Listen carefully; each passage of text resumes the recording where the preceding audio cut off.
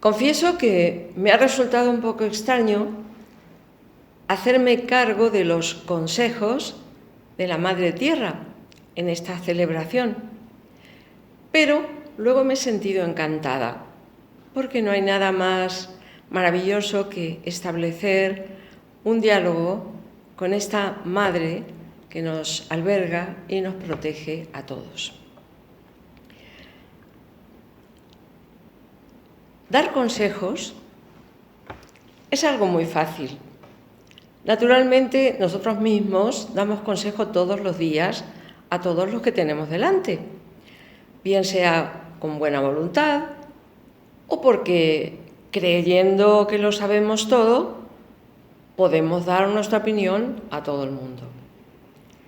Insisto que dar consejos es fácil, pero es mucho más difícil escuchar consejos, porque cada cual tiene su propia dosis de vanidad y está convencido de que lo conoce casi todo y que está al margen de la ignorancia y que qué podemos hacer o qué nos pueden decir que nosotros ya no sepamos.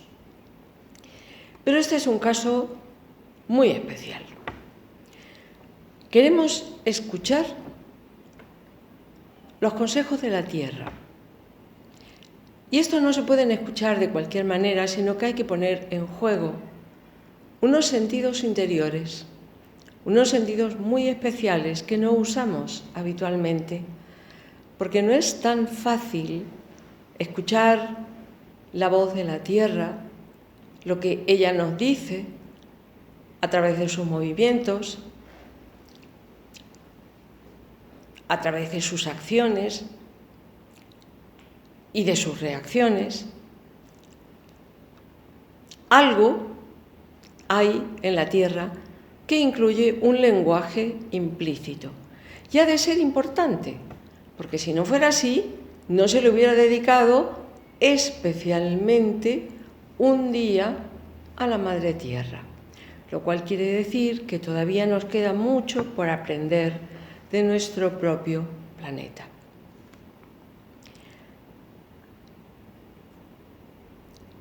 Desde siempre, todos los seres humanos se han sentido muy atraídos por los fenómenos del universo en general y muy especialmente por los que se refieren al mundo en el que vivimos. Muchos sabios de la antigüedad, muchos sabios del presente, evidentemente, toman en cuenta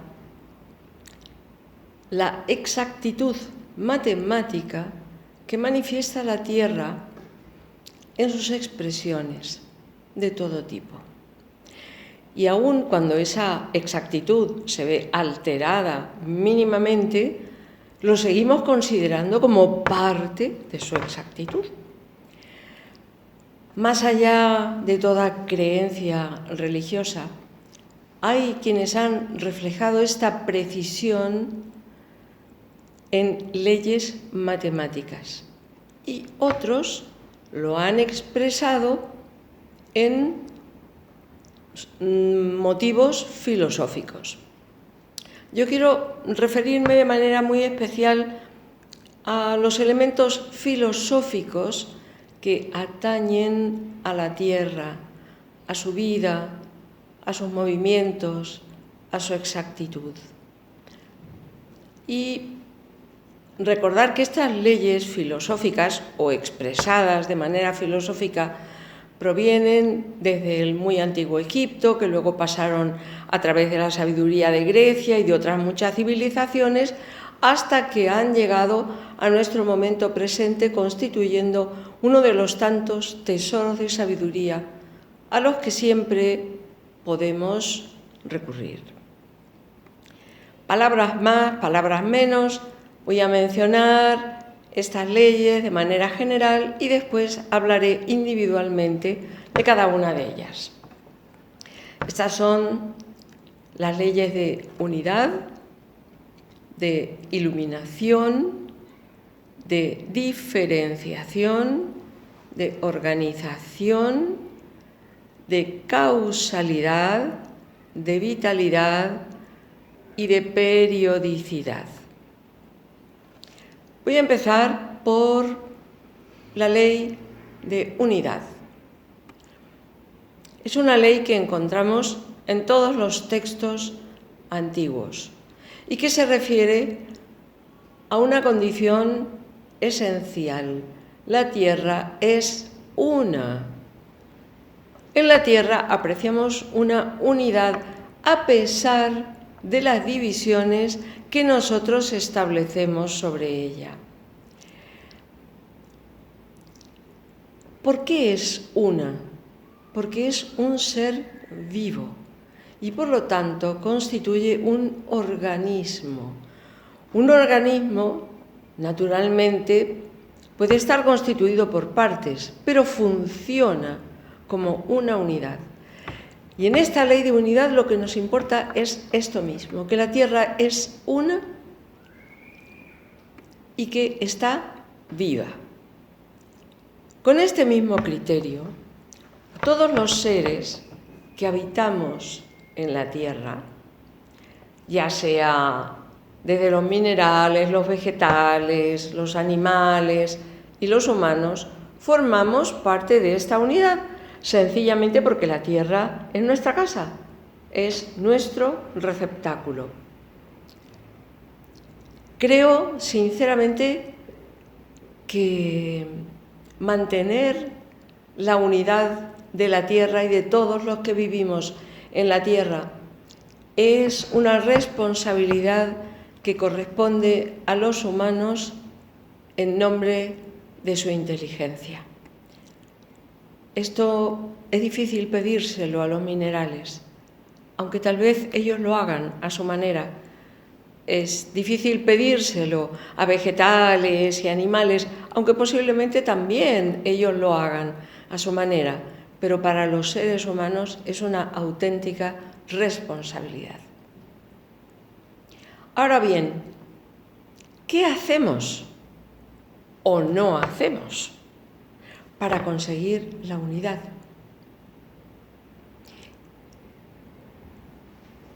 Unidad, desde el punto de vista humano, no significa juntar a la gente, juntarla gracias a que podemos compartir una opinión, una creencia, a que podemos reunirnos en un congreso, en una asamblea, en una manifestación. Eso en realidad es agrupar a la gente, pero no significa que haya unidad. Estamos unidos, ¿en verdad? ¿Y estamos unidos con nuestro planeta? ¿O más bien hacemos prevalecer nuestros intereses? Y en el caso en que, como ahora, le dedicamos a la Tierra un día entero, qué pena un día habiendo tantos en el año. Pero en un caso como este, ¿cuánto duran nuestras uniones con la Tierra? Muy poco tiempo. Duran hasta que aparecen otras prioridades. Tengamos en cuenta, e insisto, en que no es lo mismo juntar a la gente que trabajar por la unidad de la gente. Porque según esta ley de unidad, hay que fundamentarse en elementos esenciales y no superficiales. Las agrupaciones en general son superficiales y la unidad es esencial. Y algo más importante que deberíamos preguntarnos continuamente: ¿hay unidad dentro de nosotros mismos? ¿O también en nuestro interior hay partes que ni conocemos o que son irreconciliables entre ellas? Estas son unas pocas cosas que puedo decir respecto a la ley de unidad, y el resto considero que forma parte de nuestras propias reflexiones. En el Día de la Tierra le debemos un tributo de unidad. Continúo con la otra ley, la de iluminación. De acuerdo a esta ley, deberíamos ver todos los acontecimientos relacionados con la Tierra y sus causas, y las causas de estos acontecimientos, cada vez con mayor claridad. Que conste que no utilizo la palabra iluminación como una extraña iniciación que de pronto nos abre los ojos a verdades aparentemente ocultas. No, estoy empleando la palabra iluminación como inteligencia. Es una inteligencia indispensable para comprender el ser del planeta, su vida, sus acciones, sus reacciones, y todo esto nos permitirá apoyar sus leyes en lugar de contrariarlas continuamente, que parece ser lo que más nos gusta. Hay un detalle que deberíamos tomar en cuenta. La Tierra gira sobre sí misma y siempre hay una parte de ella que está iluminada por el Sol. Y así deberíamos aprender a actuar, a aprender que las penumbras son relativas. La luz debe disipar las sombras, independientemente de las horas del día, independientemente de la rotación de la Tierra. Tenemos que aprender a eliminar la oscuridad que hay a nuestro alrededor y tal vez, ¿por qué no?, dentro de nosotros mismos. La iluminación es permitir que el sol, sea a la hora del día que sea, nos esté ofreciendo brillo a nosotros, a todos los que están a nuestro alrededor y a la Tierra.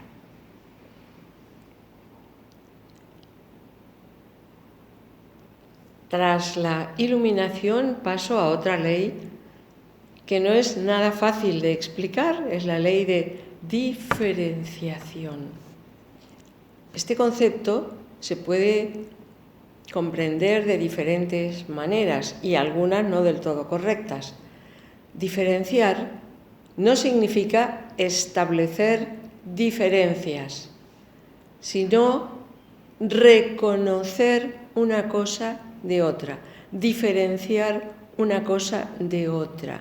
No hay que separar, hay que reconocer. Y una vez que reconocemos, como sabemos qué es cada cosa, o qué es cada persona, o qué es cada ser, una vez que los reconocemos, nuestro deber es conjugarlos.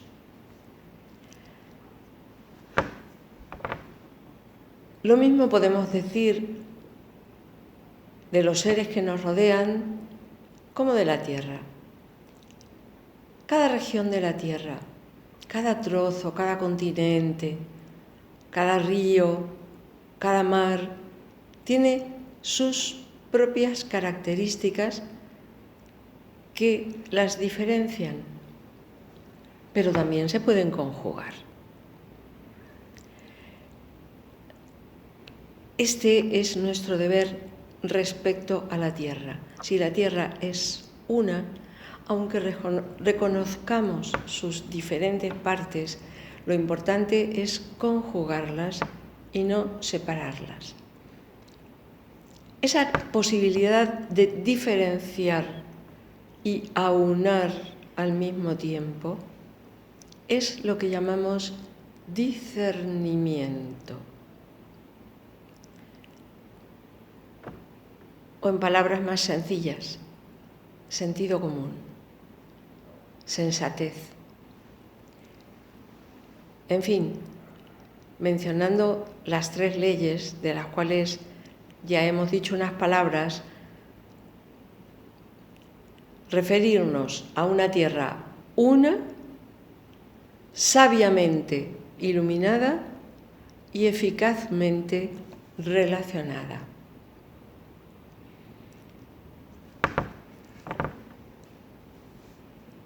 Es muy importante para todos nosotros utilizar la fuerza de las semejanzas y aprovechar también los espacios que establecen las diferencias. La fuerza de las semejanzas. ¿Cuántas veces no hemos dicho: este paisaje me recuerda a aquel otro que he visto en una oportunidad en otro país? ¿Por qué hacemos a veces hermanamientos entre una ciudad y otra de la tierra, entre un país y otro de la tierra? Porque hay semejanzas. Y estas semejanzas tienen una gran fuerza. Son semejanzas de hermandad. Pero también hay diferencias. Hay espacios. Las diferencias no son cosas absolutamente disímiles unas de otras. Son espacios. Todos necesitamos espacios para poder respirar.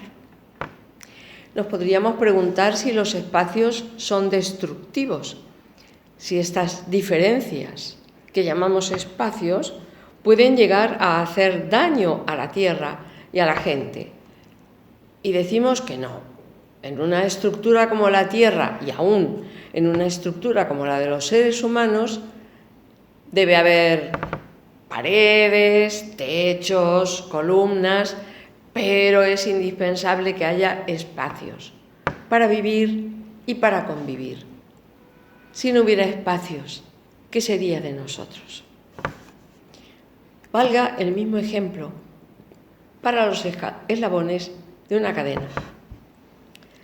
¿Quién no ha utilizado alguna vez una cadena o ha visto una cadena? Es un ejemplo muy sencillo. Yo ahora estoy tirando de una de ellas que llevo puesta y es muy agradable ver cómo un eslabón está relacionado con el otro eslabón. Hay un punto de semejanza, de unión y de fuerza. Y hay un espacio en medio del eslabón. Si no hubiera un espacio en todos los eslabones, no podríamos construir una cadena. ¿Dónde está la fuerza? En la unión. ¿Dónde está la vida? En el espacio para respirar.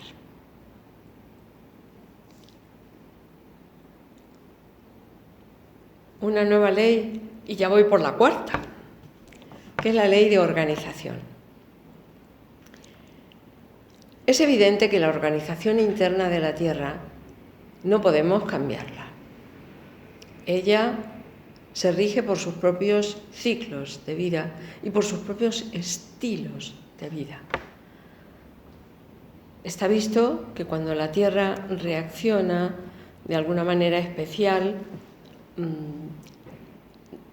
los humanos, según nos veamos más o menos afectados, solemos llamar catástrofes a estas relaciones y nunca se nos ha ocurrido pensar que estas reacciones pueden obedecer al estilo de vida del planeta. Esto no lo podemos cambiar.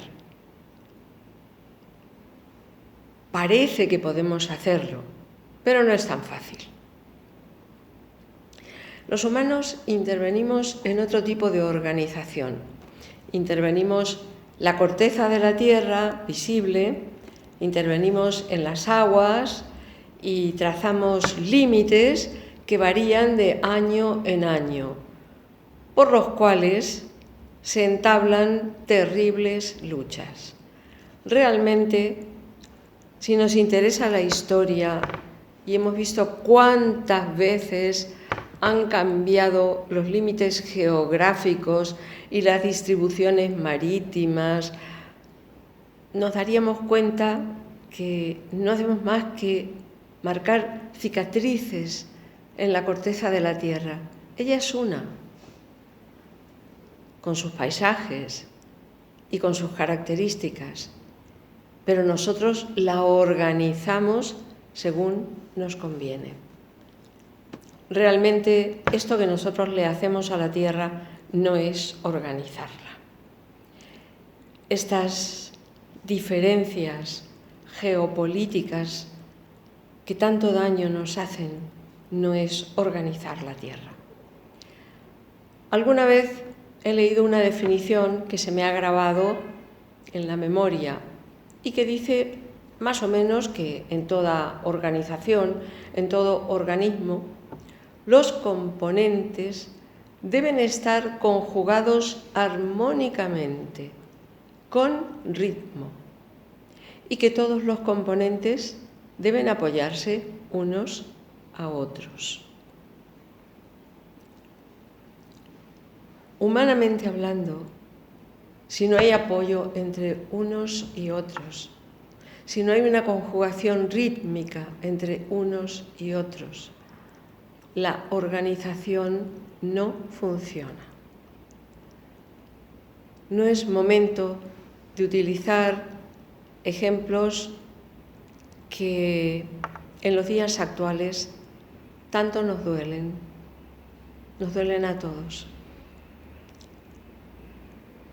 No hace falta usar nombres propios, pero nos damos cuenta de que falta una conjugación rítmica entre los seres humanos y por eso no hay organización.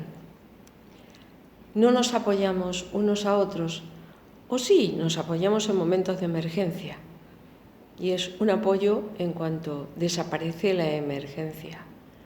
En realidad, lo que nosotros hacemos es empujarnos unos a otros. Déjame este trozo de tierra que es mío, déjame este río que es mío, déjame esta parte del mar que es mía, y así nos vamos empujando en lugar de apoyarnos. Y rompemos todo equilibrio, rompemos toda armonía. Por otra parte, una organización, si es que queremos organizar a la Tierra y a los seres humanos que en ella vivimos, no puede ser rígida, tiene que ser elástica. Es como un edificio antisísmico. Si construimos un edificio demasiado rígido, cualquier movimiento hace que en cualquier punto débil se produzca una ruptura y todo el edificio se venga abajo. Esto es lo que nos pasa a nosotros respecto a la Tierra. Estamos generando demasiados puntos débiles. Es lo que nos pasa respecto a la humanidad. Estamos creando demasiados puntos débiles. Cualquier impacto rompe el equilibrio, rompe la armonía. Si nos apoyamos, en cambio, unos a otros, se mantienen y se armonizan las individualidades. Pero si nos empujamos unos a otros, se rompe el equilibrio y podemos llegar a la agresión porque empujamos tanto que llega un momento en que ya no hay una cadena, sino un nudo. Esto que quedaba tan bonito cuando veíamos un eslabón detrás del otro es nada más que un montón de eslabones enredados, tan difíciles de deshacer.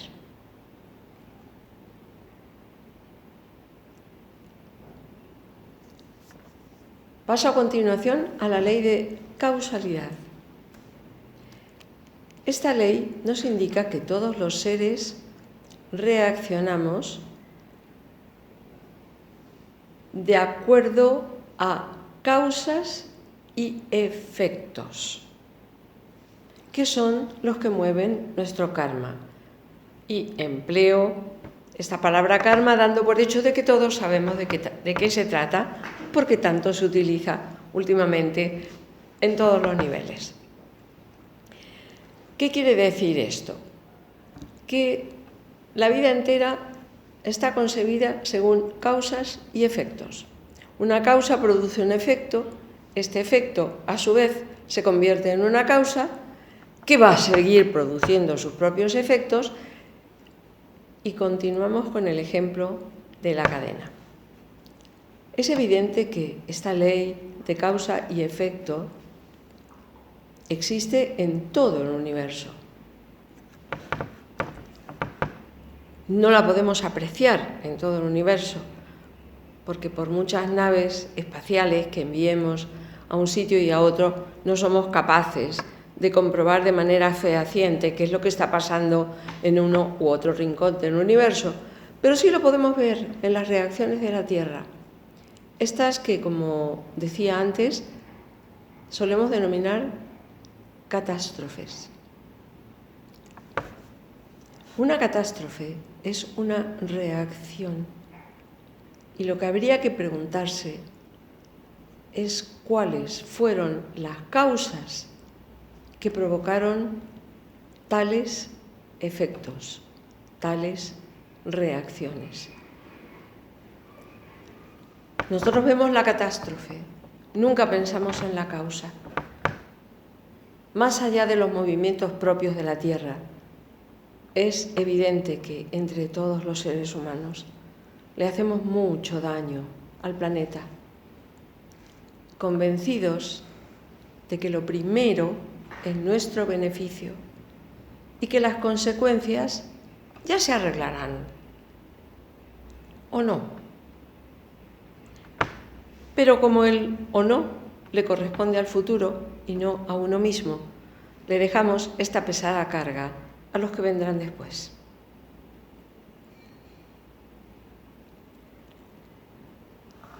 Nos corresponde dedicar unas palabras a la ley de vitalidad. Esta maravillosa ley señala que todas las partes del universo están vivas y en evolución constante. Claro que para poder comprender esta ley tenemos que aceptar previamente que no solamente los animales, los vegetales y los humanos son los que estamos vivos. Todo en el universo está vivo. Y no está vivo porque sí, está vivo porque sigue un camino de evolución constante, marcha hacia adelante de manera constante. La Tierra está viva y sigue su propio curso evolutivo, aunque no sea el mismo que el de los humanos, aunque no sea el que los humanos querríamos que fuera, porque nosotros querríamos que la Tierra evolucionara de tal manera que siempre nos fuera práctica y útil. Pero la Tierra tiene su propio modo de vida y hay que aprender a respetarlo. La Tierra está viva y su vitalidad es flexible. Si la vitalidad de la Tierra fuera rígida, ni ella podría evolucionar, ni los seres humanos podríamos evolucionar si nos sometiéramos a un sistema rígido. Un sistema rígido impide el crecimiento. Aunque nosotros le imponemos a la Tierra nuestros criterios y exigencias, bastante rígidos, por cierto.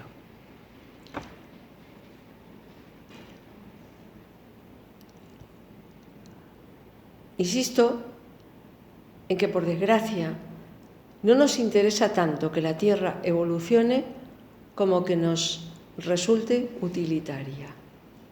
Esto revela una gran dosis de egoísmo que hay que subsanar cuanto antes. Deberíamos considerar a la Madre Tierra como un hermano más. ¿Qué digo un hermano? Madre. La estamos llamando Madre Tierra. Y no podemos ser egoístas con la Madre que nos proporciona todos los elementos para la vida de todos los que estamos habitando en ella, con ella.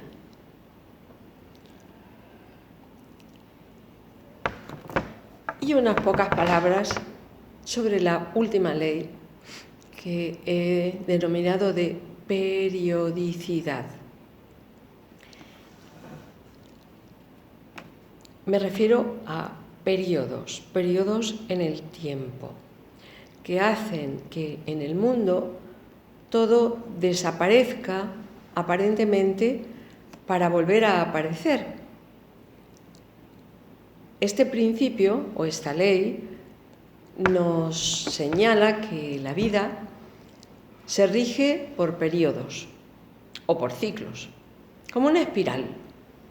Imaginemos una espiral que asciende de manera inclinada, subiendo progresivamente, y a medida que asciende se acerca cada vez más a su eje central. Al hablar de una espiral, si solo la imagináramos en un plano horizontal, la vida sería repetitiva, más que espiral, sería un círculo que terminaríamos por excavar a tal punto que nos hundiríamos dentro de él. Pero no, una espiral sube, asciende. Hay momentos en que parece que estamos más arriba y hay momentos en que parece que venimos hacia abajo, pero venimos hacia abajo para tomar impulso y volver a subir. Bueno, esto es lo mismo que sucede con la Tierra. Ella tiene sus ciclos periódicos, como una espiral que presentan momentos de ascenso y de evolución evidente y momentos que a nosotros nos parecen de descenso o de decrecimiento. Esta ley de periodos o de ciclos incluye también un concepto extraordinario y es la capacidad de resistencia, porque la naturaleza demuestra una gran integridad ante los aparentes desastres y vuelve a recrear lo que parecía definitivamente destruido. ¿Nos parece poco todo lo que le hemos hecho a la Tierra? Y sin embargo ella responde en cada primavera, en cada verano, volviendo a resurgir. Tiene una enorme capacidad de resistencia. Y yo diría que tiene una enorme capacidad de resistencia a los humanos. Esto la hace más merecedora de nuestro respeto. Y lo que deberíamos hacer es ayudarla en su resistencia y en su reconstrucción y tomar ejemplo de la sabiduría que nos proporciona. Ella no se deja caer, no se deja morir. Cada año resucita.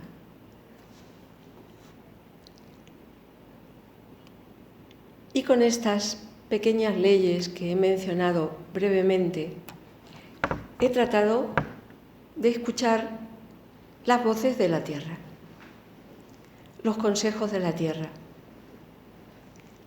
He descubierto que es muy hermoso dialogar con la tierra, que es muy hermoso comprender las leyes que la sostienen y que le dan vida.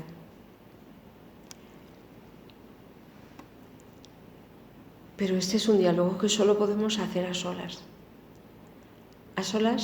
entre nosotros y la Madre Tierra. Una saludable generosidad hacia nuestro planeta